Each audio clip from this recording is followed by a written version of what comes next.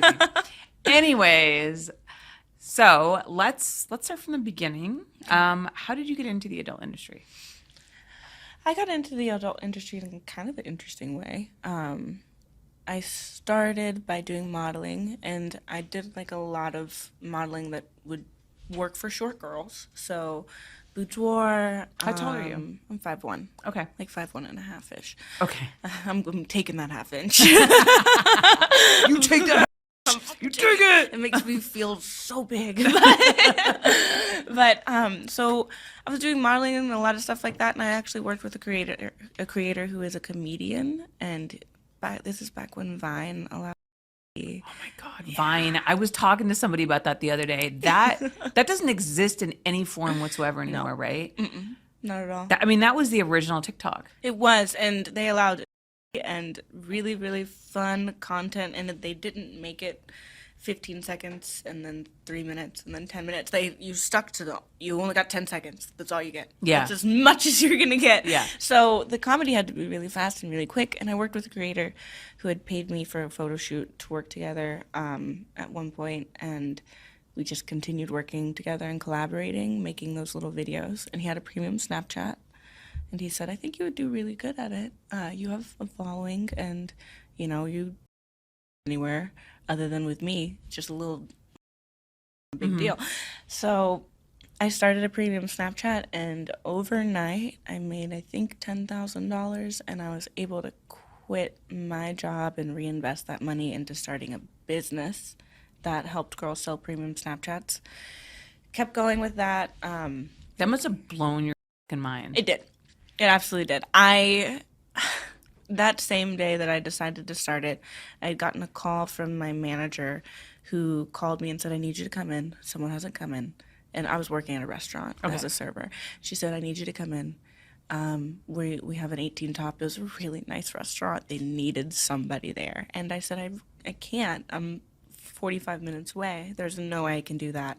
And she proceeded to yell at me and just degrade me in a way a professional person can, but saying, like, you don't take your job seriously. This could be blah, blah, blah, blah, blah. Anything that you could say.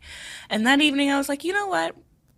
I've been thinking about this. Let me just see. What's the worst that can happen? And I had a plan for a business, and I had a plan for everything that I wanted to do with it. And I just kind of pulled the trigger after that and left that job the next day. And ever since then, I've been doing So, but after the premium Snapchat, I started for myself. I reinvested that, started a company that helped girls sell their own premium Snapchat, which was really wonderful. I got to meet a lot of incredible women that had the same ideas as me, and it was kind of my first taste of, I grew up in Tennessee, so it was kind of my first taste of like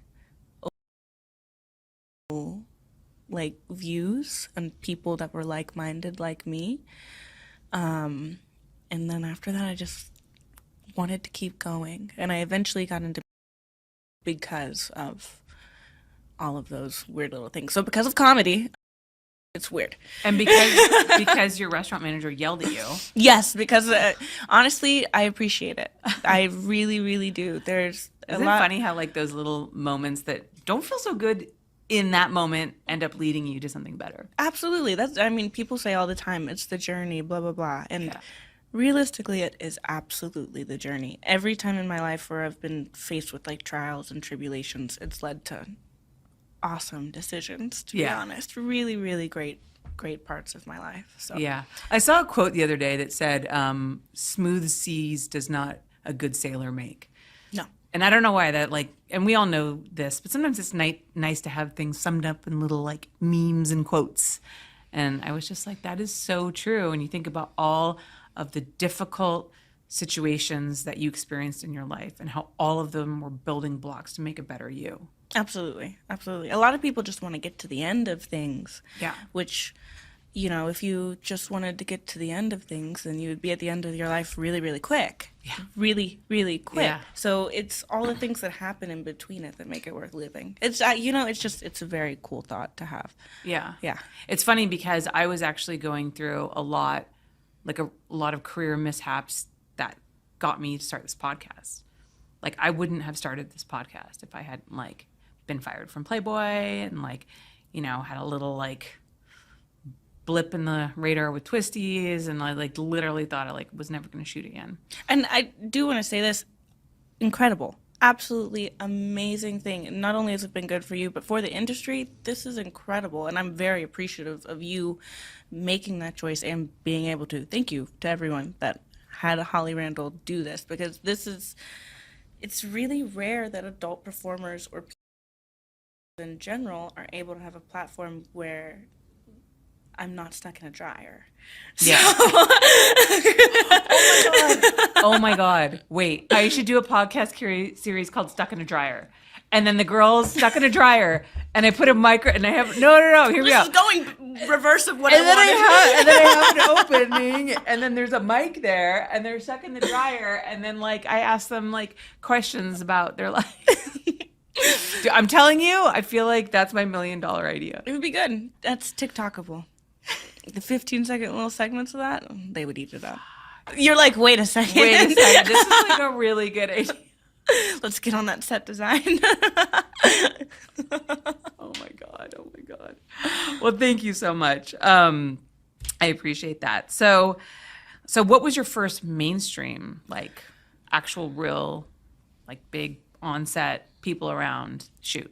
My first mainstream was with Steve Holmes for And how was that? Steve Holmes prepared me for every other scene that I could ever be in for the rest of my porn career by just purely being Steve Holmes. I'm like, I don't know how to take that. Is that a good or? Great to work for. They're Yeah. wonderful. I really, like, you know, it was super glam, very pretty, blah, blah, blah. Very fun. Did Dean shoot it? No, Okay. no. I know he was working for charity. He's not anymore, but I didn't know if this Scott. was before. I think Scott did. Okay. I think he shot my first scene. But no, Steve, I shook his hand. He said, because that's what I thought we were going to do. I shook his hand. Hi, Anna, nice to meet you. He said, hi, I'm Steve Holmes. And then he said, oh, and then dropped down to his knees and started immediately. And I thought in my head, I was like, this is, all right, this is it. This is what people do. This is it. And I, you know, we had a great scene. He was really fun. He was very gentle. Yeah. And he was great, but nobody else in my career has ever dropped down to their knees and immediately. Yeah. So, but he really did. I'm glad for that experience. Steve, you know, my experience with him has been, he means no harm. He's just not always good at like he's not asking first. He's very European. Yes. he's very, very European. But I remember I shot a scene with him and Adriana Chechik for Naughty America, and I like could not get them to get her makeup and like get her clothes on her. And like it's funny because I was thinking to myself, I'm like, this is set that everybody imagines every porn set's like, where like the performers are so into each other they can't all day long. Exactly. And like they don't care about production or like, you know, and it's normally not like that. Like, you know, the girls in hair and makeup, the guys over here like filling out paperwork, they like say hello, but they don't like attack each other right away. high five when we're done with the scene. Adriana and Steve is a different story. No. I was like, I could not like pry them apart. I was like, I need to dress her. Steve, get off. Yes, he's very different, and he was my first person that I worked with ever. That scene did really well as well because it was like man. Yeah. And I had a fun day, you know. So that was my first scene, but it definitely prepared me for anything else that could ever happen in the industry, and also gave me a good idea of how to, you know, say, this is what I do like, this is what I don't like. Yeah. In the scene, they requested, and that's something I don't do. I don't like it. Not into that. Just fingernails. Ugh. The backs of them. It's not the tips. It's the backs. The back. I can feel it. Really? I have a Are you that? sensitive.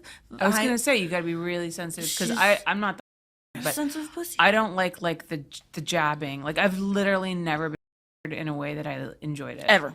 I've never been like, this is amazing. I'm always like, okay, like you think this is great, so I'll just be like, I'm so glad Wonderful. you're enjoying yourself. Oh like, can we move on to the next part? yeah, But you just like that's preferable. It'll feel better for you too. This is not doing it for me. Yeah, exactly. And the scene, it required, and it actually said, "Hell," and I looked and said, no, that's not what I'm going to do. And Steve followed those instructions very well for me. And it was, it was a wonderful day. That's good. Yeah. That's really great. Who are some of your favorite performers to work with? I really like Manuel Ferreira. He is super intense. One of the few people that I can really trust that he'll understand what I'm looking for and when to stop.